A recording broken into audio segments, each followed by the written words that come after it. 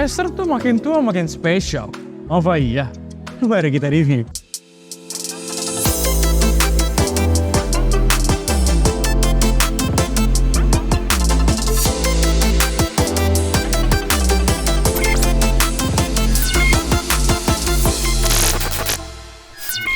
Tahun 2024 jadi tahun yang cukup spesial buat Acer. Karena apa?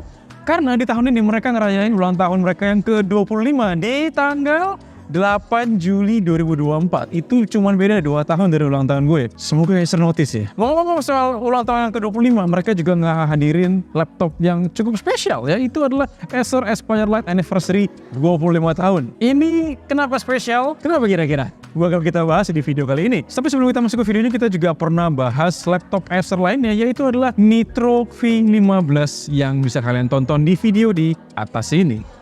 Dan jangan lupa untuk klik subscribe, tombol subscribe di bawah. Kalau misalnya udah, mari kita masuk ke bagian reviewnya. Seperti biasa, kita masuk dulu ke bagian desainnya. Nah, karena ini adalah Acer Aspire Lite, sama seperti yang versi biasa, ini tuh sama-sama compact dan enak banget buat dibawa kemana-mana. Bobotnya itu ringan, cuma 1,5 kilo aja, dan ini tuh bisa dibawa pakai satu tangan. Cukup ringan. Dan dia itu terbuat dari bahan covernya itu metal ya, jadi kelihatan sangat solid, dan juga bodinya itu metal, jadi ini enak banget untuk dibawa kemana-mana dan kelihatan mahal. Ada ciri khas satu hal yang unik dari versi 25 tahun ini, dari motif tribal yang unik di bagian covernya. Ini tuh bikin laptop ini tuh kelihatan beda banget, nggak yang polos banget, tapi unik. Dan apakah gue suka? Gue sih suka ya, cuman mungkin ini love and hate ya. Mungkin ada yang nggak terlalu cocok sama motif tribalnya, tapi kalau gue masih cocok karena bikin laptop ini tuh unik tapi nggak kelihatan norak. Lagi-lagi gue nggak suka sama hal yang norak, dan ini untungnya nggak norak. Kemudian hal yang gue suka adalah dari segi hinge angle-nya yang bakal bikin laptop ini bakal naik, jadi buat ngetik itu bakal lebih enak. Cuman emang dia bukan laptopnya cuman sampai segini aja, nggak bisa sampai yang nekuk ke belakang. Lagian buat apa laptop bisa nekuk ke belakang? Kurang ada gunanya menurut gue. Satu hal lagi yang gue suka, ini tuh laptop di harga di bawah 10 juta tapi kelihatan mahal. Terbukti dari mana? Karena dia bisa dibuka pakai satu tangan aja. Kalau kita bandingin laptop dengan harga yang sama, itu tuh bisa rata-rata nggak begitu bagus angle-nya. Kelihatannya berat dan murah, tapi ini cuma bisa dibuka dengan satu tangan aja. Kelihatan mahal, kelihatan nggak kayak laptop di bawah 10 jutaan. Jadi ya, ini hal yang gue suka banget. Kemudian, ini adalah laptop dengan ukuran 14 inci tapi kelihatan compact banget. Kenapa? Karena dia punya bezelnya itu tipis. Jadi nggak kelihatan kayak laptop 14 inci kalau dilihat dari luar. Padahal ini dia punya layarnya itu lebar. Jadi untuk dipakai buat sehari-hari udah sangat proper. Gue suka dengan compactability-nya. Itu nggak tahu kata-kata yang benar atau enggak. Intinya portability-nya itu gue sangat suka dari laptop ini. Kemudian ngomongin soal kelengkapan port, dia pakai USB Type-C untuk charge dan kirim data. Kemudian ada juga HDMI port, 3 port USB-A, combo jack, micro SD, dan juga Kensington lock. Sekarang kita masuk ke skenario kerja. Kira-kira apakah laptop ini nyaman untuk dipakai kerja? Jawabannya sih obviously iya ya. Sekarang kita mulai dari keyboardnya. Keyboardnya itu berbentuk round, memang agak unik, nggak yang ngotak gitu, dan ukuran tombolnya itu besar-besar. Apakah enak dipakai buat ngetik? Jawabannya iya banget. Ini bener-bener enak buat dipakai ngetik, apalagi buat ngetik yang lama. Karena kita buat ngetik tuh effortless tapi berasa tetap tactile dia punya keyboardnya.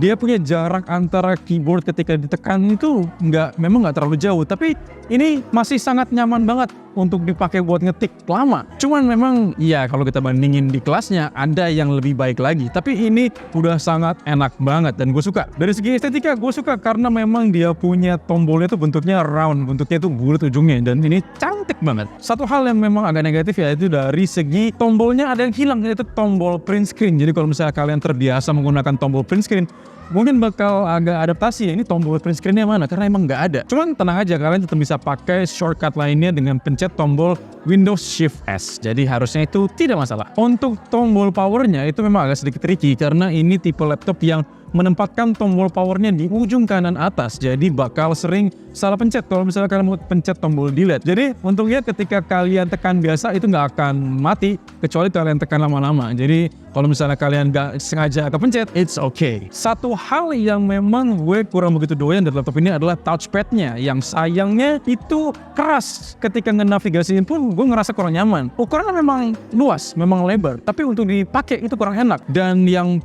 paling gue kurang suka dari segi touchpadnya adalah dari segi posisinya, yang dia center to body. Gue akan lebih nyaman kalau misalnya touchpadnya itu lebih center ngikutin arah keyboard. Jadi ini tuh terlalu ke kanan menurut gue. Jadi ketika ngetik, bagian tangan gue yang apa namanya ini? Palm. Gue lupa anatomi badan gue. Ini tuh nyentuh bagian touchpadnya. Jadi bakal kerasa kepencet-pencet terus. Alangkah lebih baiknya kalau dia posisinya sedikit lebih ke kiri.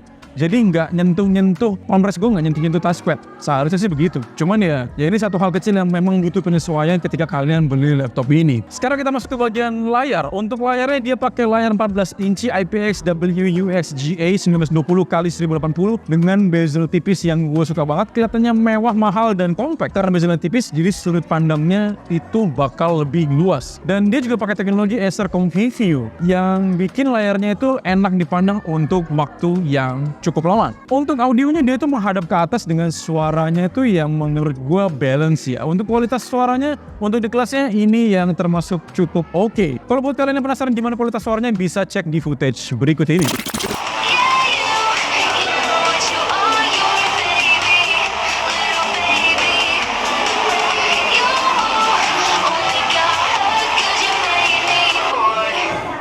Nah, buat kalian yang nanya-nanya, kira-kira apa sih perbedaan utama dari laptop special edition ini dengan yang biasa, terlepas dari tribal yang spesial ada di sini? Jawabannya ada di performa. Karena apa? Karena dia pakai prosesor yang beda. Kalau misalnya kita mau bandingin, untuk yang versi biasa, itu dia pakai chipset prosesor Intel N100. Untuk yang satu ini dia pakai chipset Intel Core i3 1219 Pro dengan 6 core 4,4 Hz dengan kartu grafis bawaannya itu Intel UHD Graphics yang harusnya itu udah cukup proper sebenarnya untuk ngerjain tas-tas yang agak demanding tapi memang gak terlalu berat. Kayak misalnya Photoshop, ini sih harusnya udah cukup proper. Tapi gimana kalau misalnya untuk main game?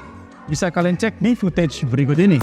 Berhubung laptop ini tuh nggak didesain untuk main game berat, mengingat harganya yang memang affordable, jadi kita nyobain satu game aja yang lagi banyak dimainin, yaitu Valorant. Dengan setting mentok kiri, kita bisa dapetin 70-90 FPS sebenarnya. Ini sangat playable, cuman catatannya memang ada beberapa kali kita ngalamin frame drop. Jadi ada sedikit stutter gitu lah ketika kita main. Tapi menurut gue sih masih it's okay lah ya, masih bisa dimainin kok. Ngomongin soal RAM dan storage, dia udah pakai RAM bawaan 8GB DDR5 dan juga untuk storage-nya dia pakai 256 NVMe. Oke, untuk storage-nya untuk baca tulisnya dia termasuk yang kencang. Kemudian untuk RAM-nya sendiri itu bisa kalian upgrade sendiri sampai 16GB. Kemudian untuk soal storage-nya sendiri ini memang kecil sih 256GB. Tapi kalau misalnya kalian rasa kurang gede, kalian bisa beli varian yang 512GB. Jadi ya memang agak nanggung sih. Kalau gue sendiri akan beli yang 512 karena biar sekalian aja gitu. Kemudian dari sesi uji coba, kita udah coba geber untuk kerjaan kayak misalnya buat buka tab Chrome yang banyak. Itu tuh nggak masalah dan nggak bikin laptop ini tuh nge-lag. Padahal tuh tab Chrome-nya bejingut. Dan ini tuh membuat laptop ini tuh cocok banget dipakai untuk orang kantoran dan juga mahasiswa. Dan terutama buat kalian yang malas tutup tab Chrome yang banyak kayak gua. Karena gua malas banget tutup tab Chrome. Jadi gua biasanya tuh buka tab Chrome yang banyak sampai bikin laptop gua tuh nge-lag. Tapi kalau gua pakai laptop ini itu tuh sama sekali nggak ada masalah. Dan yang gua suka dari laptop sejenis ini, terutama yang ini adalah tipe dengan daya yang sangat irit karena dia bisa dipakai dengan lancar ketika bekerja tanpa colok listrik itu sampai 10 jam dan itu durasi yang sangat proper banget. Itu bisa terjadi karena dia pakai baterai dengan kapasitas yang cukup besar yaitu 58 Wh. Kemudian untuk chargingnya dia itu pakai charger dengan ukuran 65 watt dan dia pakai ujung yang Type-C ya. Kalau misalnya kita ngecas dari 0 sampai 100 dia butuh waktu sekitar 2 jam. Cukup lama sih sebenarnya dan nggak cepet. Dan ini sebenarnya kompensasi yang memang harus kalian maklumi ya. Karena mengingat ini adalah laptop budget tapi yang dikemas dengan desain dan segala macam hal yang bikin laptop ini menjadi agak premium. Kemudian untuk fitur lainnya sendiri, dia udah pakai webcam 1080p yang sangat proper kalau untuk kalian buat meeting online, untuk Zoom, Skype segala macam, ini udah sangat enak banget.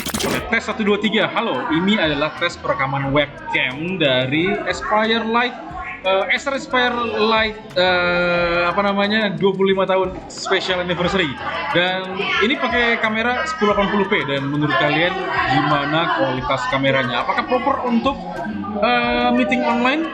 Untuk wifi-nya juga kenceng karena dia pakai Wi-Fi 6 yang aman dan juga stabil. Dan otomatis dia juga udah punya Bluetooth yang bisa kalian konekkan ke TWS, HP, speaker, dan lain semacamnya. Sekarang kita masuk ke bagian kesimpulan. Menurut gue ini adalah laptop yang sangat proper kalau misalnya kalian nyari laptop budget dengan kualitas yang premium. Dan ini tuh menurut gue bisa jadi pilihan kalau misalnya kalian mau cari laptop Acer yang cukup spesial. Karena kalau kita pikir nanggung, kalau misalnya kalian mau beli laptop Acer Aspire Lite yang biasa di harga 5 jutaan, kalian bisa nambah sedikit 1,5 juta dan nggak nyampe 1,5 juta, bahkan 1,2 jutaan dan dapat laptop ini. Karena ini dijual dengan harga 6,2 jutaan aja. Ini tuh pilihan yang oke banget kalau dibanding sama yang biasa karena prosesornya lebih kenceng. Yang sebelumnya dapat N100, yang ini dapat i3 Gen 12. Dan satu hal yang sebenarnya lucu dari laptop ini adalah pilihan storage-nya yang super nambah. Ini itu versi 256 dijual dengan harga 6,2 juta. Nambah 200.000 doang itu bisa kalian dapetin yang versi 512. Jadi kayak nanggung gitu. Kenapa nggak nambah 200.000, nambah dikit aja. Kalau misalnya kurang bisa minjem ke temen. 200.000 udah dapet yang versi 512. Jadi ini versi yang nanggung sebenarnya. Tapi kalau misalnya beneran kepepet dan storage itu bukan prioritas kalian, misalnya kalian udah punya SSD eksternal, ya nggak masalah sih. Selalu ada opsi yang bisa kalian pilih. Kemudian ini laptop yang cocok untuk kalian yang, terutama untuk yang kerja kantoran dan juga mahasiswa, dan juga yang nyari laptop pertama, karena ini tuh bebas lag, dan terutama buat buka Chrome dengan tab yang banyak. Termasuk kayak gue yang males tutup tab Chrome yang bejibun itu. Kemudian plusnya lagi adalah desainnya yang cakep dan nggak kelihatan murahan. Padahal ini harganya cuma 6 jutaan, tapi kelihatannya tuh premium, nggak kelihatan murahan sama sekali. Kalau misalnya kalian mau bawa buat meeting atau kerja di cafe, kalian nggak akan ngerasa malu. Bisa gua jamin karena dia lihat aja sendiri. Desainnya mahal, nggak kelihatan murahan. Dari build quality-nya juga kerasa, ini tuh premium banget. Dan ketika kalian buka, itu bisa kalian buka pakai satu tangan aja. Jadi itu gua suka banget. Jadi bisa gua bilang ini adalah laptop all-rounder buat kalian yang fokusnya emang di kerja dan mahasiswa dan nyari laptop pertama. Tapi balik lagi sih pertanyaannya, apakah ini laptop yang cocok buat kalian? Oke, segitu aja untuk video kali ini. Jangan lupa untuk klik like, share, dan subscribe channel Upstation Media. Dan kalau misalnya kalian mau baca review tertulisnya, bisa cek di www.upstation.media. Dan kalau misalnya kalian ada rekomendasi nih, kira-kira kita mesti bahas gadget apa lagi ya, mungkin bisa tulis di kolom komentar. By the way, kita sekarang ada di Kaizen Heritage. Ini cafe di Bekasi, dia ada beberapa titik dan ini nyaman banget. Dia buka 24 jam. Dan bisa kalian buat nongkrong, buat WFH, buat main board game di sini enak banget, dan kopinya enak. Dan nih, by the way, ini gue pesen apa namanya? Korean Strawberry. Ini warnanya enak banget dan rasanya enak banget. Jadi kalau misalnya kalian mau nongkrong, bisa banget untuk kesini. Segitu aja untuk video kali ini. Gue Yosi dan sampai jumpa di video kita yang berikutnya. Dadah.